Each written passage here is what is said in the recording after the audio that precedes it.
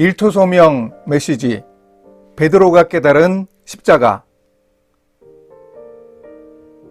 기독교를 표현하는 이미지를 하나 말하라면 바로 십자가라고 할 수 있습니다. 이 십자가에는 고난과 죽음의 의미가 들어 있습니다. 본래 십자가는 끔찍하고 혐오스러운 사형 형틀이었습니다. 이 십자가에 기독교의 핵심이 담겨 있습니다. 본격적인 봄이 오면 교회가 지켜온 절기 고난주간이 다가옵니다. 고난과 죽음의 상징인 예수님의 십자가를, 특히 예수님의 제자 베드로를 중심으로 생각해 보겠습니다. 제자들의 대표라고 할 수 있는 베드로의 언행은 제자들의 모습을 반영하고 또한 우리 자신의 모습이 그 안에 투영되어 있기도 합니다. 특히 일하는 사람의 관점으로 베드로를 생각하고 예수님의 십자가에 대해 살펴볼 수 있습니다. 오늘 말씀은 마가복음 14장 29절에서 37절입니다. 베드로가 여짜오되 다 버릴지라도 나는 그리하지 않겠나이다. 예수께서 이르시되 내가 진실로 내게 이르노니 오늘 이 밤 닭이 2번 울기 전에 내가 3번 나를 부인하리라. 베드로가 힘있게 말하되 내가 주와 함께 죽을지언정 주를 부인하지 않겠나이다 하고 모든 제자도 이와 같이 말하니라.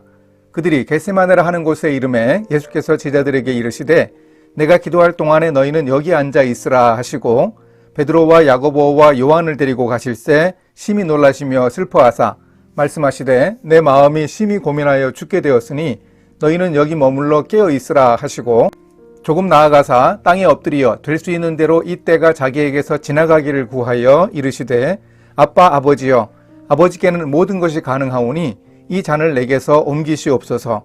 그러나 나의 원대로 마시옵고 아버지의 원대로 하옵소서 하시고 돌아오사 제자들이 자는 것을 보시고 베드로에게 말씀하시되 시몬아 자느냐 네가 1시간도 깨어 있을 수 없더냐.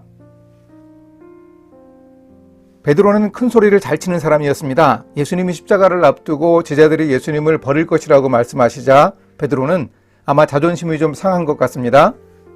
그런데 사람들은 종종 베드로처럼 됩니다.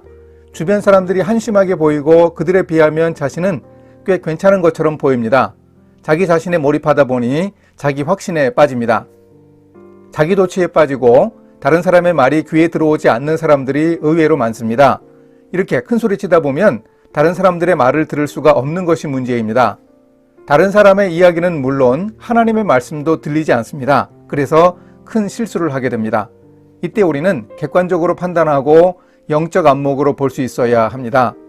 예수님은 이런 베드로에게 더 개인적이며 구체적으로 예언하셨습니다. 닭이 울기 전에 예수님을 부인할 것이라고 하셨습니다. 이 말씀이 베드로의 자존심을 더 크게 건드렸습니다.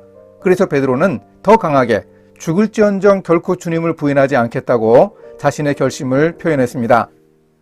만일 베드로가 예수님이 겪으실 고난이나 십자가의 죽음에 대해서 제대로 생각했다면 오히려 겸손하게 예수님 앞에 엎드려 도와달라고 부탁드렸을 겁니다.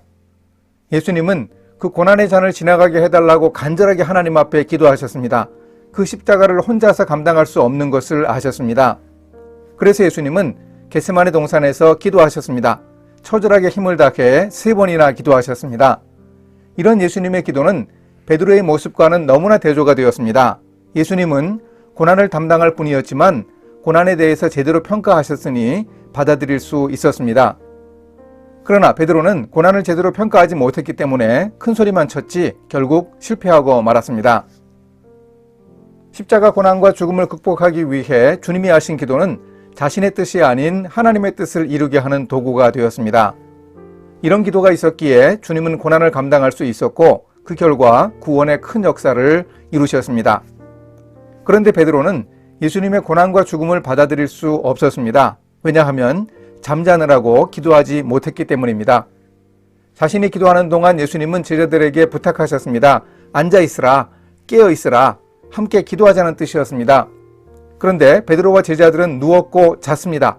앉아서 깨어 있지 못했습니다. 누워 자면 기도하지 못합니다. 깨어 있어야 기도할 수 있습니다.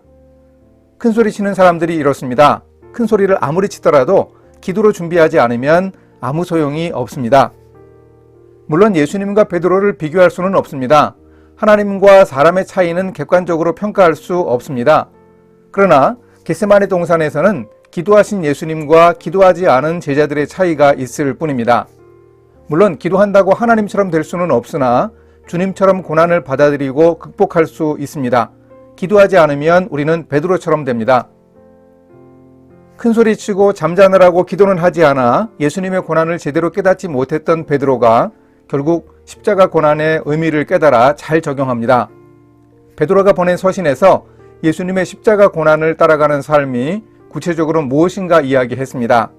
베드로가 활동할 당시 노예인 사환들을 고통스럽게 한 사람은 바로 까다로운 주인들이었습니다. 선을 행했는데도 억울하게 매를 맞는 경우도 있었습니다. 그 당시에 그런 일을 겪는 노예들이 많았습니다. 이런 상황에서도 베드로는 부당하게 고난을 받아도 하나님을 생각하며 까다로운 윗사람에게도 순종하라고 권하고 있습니다. 베드로가 윗사람으로 인해서 겪는 고난을 참으라고 하는 것은 바로 그 고난의 현실 속으로 우리가 부르심을 받았다는 뜻입니다. 하나님이 그 고난 속에 목적을 두셨습니다. 까다로운 윗사람에게도 순종하고 십자가를 지라고 하면서 베드로는 이렇게 교훈합니다. 이를 위하여 너희가 부르심을 받았으니 그리스도도 너희를 위하여 고난을 받으사 너희에게 본을 끼쳐 그 자취를 따라오게 하려 하셨느니라. 그는 죄를 범하지 아니하시고 그 입에 거짓도 없으시며 욕을 당하시되 맞대어 욕하지 아니하시고 고난을 받으시되 위협하지 아니하시고 오직 공의로 심판하시는 이에게 부탁하시며 친히 나무에 달려 그 몸으로 우리 죄를 담당하셨으니 이는 우리로 죄에 대하여 죽고 의에 대하여 살게 하려 하심이라. 베드로의 이 십자가 해석은 고난의 소명이라고 우리가 이해할 수 있습니다. 오늘 우리가 일하며 윗사람에게 힘든 일을 겪는 일상적이고 당연한 일이 바로 십자가라는 의미입니다. 예수님이 그 고난의 본을 이미 보여주셨습니다. 예수님이 모델이 되셨습니다. 우리가 예수님의 발걸음을 따라가기 원하십니다. 예수님은 잘못이 없어도 고난받으셨습니다. 그래도 묵묵히 견뎌내셨습니다. 그 고난을 직접 본 베드로가 예수님을 부인하고는 3번이나 확실하게 배신하고 난 후에 돌이켜 회개하고 고난에 대해 깨달았습니다. 베드로는 우리 일터가 고난의 현장이라고 적절한 교훈을 줍니다. 이것은 부정적인 의미가 아니고 적극적이고 진취적인 태도를 유발하는 것입니다. 우리도 일터에서 주님의 은혜로 고난을 충분히 견딜 수 있다니 힘이 납니다. 이런 고난의 힘, 고난의 미덕을 가지고 우리도 일할 수 있습니다. 일터의 고난도 예수님의 십자가로 적용하는 사도 베드로의 교훈을 마음에 새길 수 있기를 바랍니다. 함께 기도하십니다. 아들을 십자가에 내어주신 하나님 아버지, 예수님이 십자가에서 겪은 고난과 죽음을 제자 베드로가 직접 체험하며 깨닫는 과정을 보았습니다. 십자가를 통해 구원의 은혜를 베풀어 주심을 감사합니다. 특히 일하는 사람에게 적용한 베드로의 십자가의 의미를 저도 일터에서 분명하게 드러내며 살아갈 수 있도록 인도해 주소서. 예수님의 이름으로 기도합니다. 아멘.